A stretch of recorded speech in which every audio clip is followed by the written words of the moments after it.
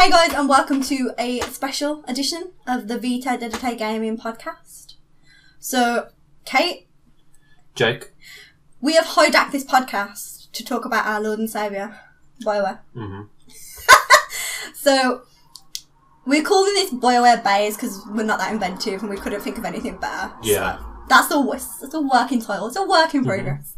So basically what we're going to do is we're going to go through the Mass Effect and Dragon Age games, quick synopsis, talk about what we like, gameplays, characters, romances, and then it's all leading up to a big debate spreadsheet that took us till 1 o'clock in the morning. So in our defence, it's like so hot here. Yeah, that's why we're all like shiny red because it's literally baking here. But our love for Bioware is so strong that we had to do this. We powered through. So yeah, so it's going to be a nice discussion, and then the fighting's going to start when we get to the spreadsheet. So, join us. We basically ranked the companions. Yep. The games. We've got into we broke them down a bit, so it's a fair rating. Yeah. We feel. For sure. So, get to that all in good time, anyway. Anything you'd like to add, Jake? No, let's get into it. Let's go.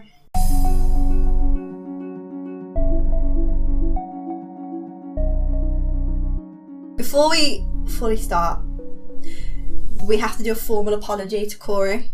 Because Corey thinks that Mass Effect 2 is the best Mass Effect game, and he's wrong. Yeah. So, So we apologise that you are wrong. I mean, we apologise for believing you are wrong. Yeah. Was that sincere? It'll work. Okay. Yeah, sorry, Corey. We know that Corey loves it, and he mentions it, he mentions his love for it every podcast, but unfortunately we don't agree, and we're going to do some slight Mass Effect 2 bashing. So, sorry, Corey. We love you, but just not Mass Effect 2. Anyway, right. So, start from the beginning. Mass Effect 1. The good old Mass Effect 1. So, let's go with the plot, first of all. Play a character called Commander Shepard. Yep. You can choose a first name, but no one ever calls you your first name, so just, your first name's Commander. I think the defaults are John and Jane. Yeah, probably something boring ass like that. Like John Doe, Jane Doe. Very imaginative. Why no? Why no?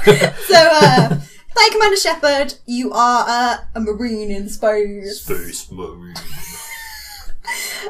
You're on a ship, and obviously, because you're in space.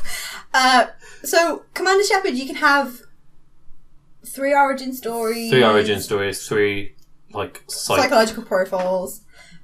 Not really much effect on the game. Essentially, the origin stories. I think it changes. There's a side quest you get based on your origin and based on your psych. And that's essentially all. Yeah, nothing as heavy as the options in Dragon Age 1, for example. So it doesn't really matter because that's not important. No. What is important is that you touch a Prothean beacon. Yep. And you get a vision. And you see that the Reapers are coming. Mm-hmm. But nobody cares. So yeah, pretty much. That's essentially the first. You tell people and they're like, no. They're not though. Where are they? Where are these Reapers? And essentially the plot of the whole game is Shepard trying to prove that there's some shady business going on. They're a bit stupid, really, because they're like, where's the evidence historically that these Reapers have been here before? I mean, yes, there's countless civilizations that have just vanished every 25,000 years, but that's just coincidence. It's just not enough. And it's like, okay. Care them. Okay. It's because they've dismissed that claim. Yeah. That's what it is. Ah, yes. Reapers. So, the bad guy is what do you call him? Turian Spectre. Turian. I couldn't get it. I was he's a Garrus called Sauron. Mm-hmm. And he knows the Reapers are coming. He's all for it. He's laying out the welcome mat. He loves it. And you're trying to stop him and prove the Reapers. He's like, we can merge with them. Yeah, we can learn from them and all that jazz. And that is essentially the plot of the game. Yeah. So, not too heavy. Setting up the world. Yeah. Setting up Shepard. A lot of world building. Basic, but fun. Yeah. Essentially. Now, the most important part. Banging. I was going to say companions, but yeah. So, the roster for Mass Effect 1, if you'd like to take it away. You're better at remembering people's names than I. There was Ashley, Kaidan, Garrus, Rex, Tali, and Liara. Kaidan and Ashley are essentially there to serve the same purpose depending on your gender. They're like... Essentially. If the crew of Mass Effect 1 was a sandwich, they're the Hovis white bread. So, if you're romancing... Obviously, if you're a lady shepherd, you can romance Kaidan or Liara. If you're a male shepherd, you can romance Liara or Ashley. There are no gays in Mass Effect 1. Yeah, only straights and lesbians. I don't know what's going on there, but yeah. So, it comes to a point in the game where one of Kaidan and Ashley has to die. That is in the story, that is unavoidable. So, essentially... Ashley has to die. Well, Ashley has to die. Ashley dies because she's a space racist. Yep. But... They're essentially the same kind of... They serve the same purpose because they know one of them's going to leave anyway. Like, gameplay-wise, they're a little bit different because she's just a straight soldier. Kaidan's like a biotic with tech his headaches. Yeah, for some reason, he's the only biotics that the implants gives headaches to, but they act like it's a really major plot point. Yeah, like it's his whole jam. Yeah. And then, like, Shepard can be a biotic, and you've never seen it before. That's how hardcore Shepard is. Shepard's like, nah. And then the ship's doctor, she's like, oh, it's because it's an old version of an implant. It's like, what? Get a new one. Just get a new one. We live in this space age. But no. And he's, like, serving on this, like, elite military ship. Super, like, ship, yeah. So, yeah, they're kind of... very basic stories. Kaidan, again, like, that's his jam. They're kind of just your basic starter party members. I did kill Ashley even though I romanced her because I wanted to romance someone else. Hardcore. That's hard. That's tough love. Nice. I let Ashley die because it was like... Ashley was at the start of the level and Kaidan was just down the elevator. Yep. So I was like, well, I'll just go down there and save him. And I thought, oh, maybe Ashley will be alright, look. So, again, there's not really much to report on them. Especially because we both let the same person die. We can't really speak much for Ashley. But the stories weren't in detail. Nobody really gets much detail until the later installments. No. But the alien party members is where it's at. Yeah. So humans are the last species, well, known species that we know of so far in these games to perfect space travel. So we get there and all the aliens are partying.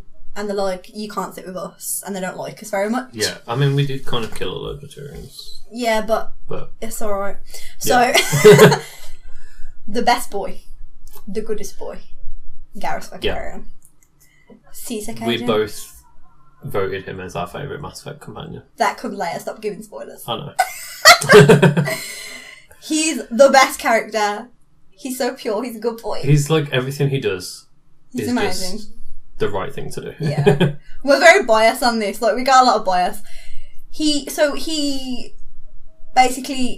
of knows the bad guy. He suspects, doesn't he? He's not... It's like he's shaded. Yeah. He's not picking up what he's putting down. So he joins your crew because he believes in you, essentially. Yep. He's bro. Sorted. There's not much... Like, Garrus is a bro. Simple. Yeah, that's pretty much it. Rex? Rex is a grumpy old grandpa who's like a veteran. He's been alive for like 1,000 years and he's fought in like every war going. And he's just war stories. Is Rex's jam. Yeah. His people suffered the like genophage. It's like a mass sterilisation that they use to control the population. So it's really hard for Krogans to have babies. I mean, to be fair, the Krogans were like invading everyone. But only because the Solarians gave them all technology they shouldn't have had. We're not going to get into politics. Yeah. Krogans did nothing wrong. This is a quick run through the games before we start arguing, essentially. I'm going to get a free Tachanka tattoo. So, again, Bae. We like Rex. We got a lot of love for Rex. We do. Tali is okay in the first game. She's fun. Yeah. Is she the... She kind of just sits in the engine like, oh my god, this is a cool engine. And I'm like, great talk, Tali. See you in Mass Effect 2. Her people live on a giant ship, don't they? They're like space gypsies. And they... Oh, can I say that? space I travelers. didn't mean that offensively. No, I get what you're saying. That Yeah. they travel all around together and they don't tend to leave, do they? No. So everything that she's doing, it's all new to her. So Like, she's very enthusiastic. Basically, their jam is when they're well, I don't know, like it'd be our equivalent of when we're 16. When they're approaching like adulthood, a pilgrimage. they leave and they go and explore a little bit, and then they come back. Kind of like Amish. Yeah. So They're like a weird cross between gypsies and Amish. But so like she's very, everything's new to her, and she's all like, you know, oh, what's this? And all those like, yeah, okay, she's all right. Yeah. I like her, but she's not Garrus. So True. party member that we didn't really like in the first one, Liara. Bit boring. She was just like a scientist. That's the jam. That was it. Yeah. We're just describing everyone as what is their jam. Basically, I think that she just didn't have a lot of characterization. Like, she was a scientist who researched the Protheans, fair enough. She could do this weird thing where she kind of bangs you and kind of sees into your mind. Yeah, that was kind of weird. That happened a lot to me. Yeah. But it was platonic. But I'm like, I have a boyfriend. I think Mass Effect 1 is obviously special. Yeah. In terms of it was the first one, it was the first experience. Shepard was a cool person to play as. Yeah. The characters were good at the time because you didn't know no better. Mm-hmm. And obviously, like, Mass Effect and Dragon Age are quite similar. So Mass Effect 1 is kind of like the skeleton for all of these games that we love. Yeah. Yeah. It has to build an entire world. It has to introduce all these races, and it does that. Mm-hmm. But I think the main issue with, I was going to say Dragon Age 1 then. Like, we're getting ahead of ourselves. The main issue with Mass Effect 1 is it's too, I don't even want to say side quest heavy, because I don't think it was the side quest. It was just the how much. Do you know what it was? Talking and dialogue. It was the talking and dialogue, and it was the, like, you can land on like any number of planets. Yeah. But there might not be nothing there. And there might not be nothing there. So you spend like hours in that shitty little, badly controlled car. The Mako! You get stuck on like the side of a mountain, and then you're like, there was nothing here after all. And you're like, yeah. I think obviously the purpose of it was that, like, you could learn as much as you wanted to learn by talking to all these people. And so if you weren't really fussed about it, you didn't have to do it. But we're completionists, so yeah, we'll do everything. in an RPG, I can't not do it. So I enjoyed it as I was doing it, but then it's a sort of thing, like, you think about going back and playing it again, and you're like, but there was so much to do. Yeah. So I think that's the one bad point of it. In terms of companions, we're looking back on it with hindsight and saying they were quite basic and boring, but that's because we know the development they go through. Yeah. But I think it was sort of, at the time, it was what you needed to learn, what you needed to know about the universe, without them being like, read this, like without pulling a Destiny, like, go read the Grimoire cards. Like, it worked at the time. So overall, we enjoyed Mass Effect 1. I should have bought my Commander Shepard and Garrus pop vinyl to put on Chris's shelf. There's a Garrus pop vinyl. Yeah. Why Life do I changed. not own it? Why did you not tell me? Fuck knows. I know what you're getting for Christmas. Hello, darkness, my old friend. That Elmo vine, just like. Anyway, moving on from that bombshell of news. Or do I own it and I've just forgot? You do own like a large number. I've got Garrus Shepard and female rider. Is it a female shepherd? No. No, I don't want it then. That's why I got the. Well, actually, I don't think they do a male rider. I think they only do male shepherd and female rider. That's not good. Because I think that's what like the trailers showed. That's not good enough. Anyway, moving on. Controversial at the time. Not very controversial now. But at the time, Mass Effect 1 was very controversial in terms of Banging. Yeah, yeah. So there was one sex scene. It was the same across all romances, just obviously with the people switched. And yeah, it was controversial. I mean, it wasn't, but it was. I think I've done worse things than that, like platonically.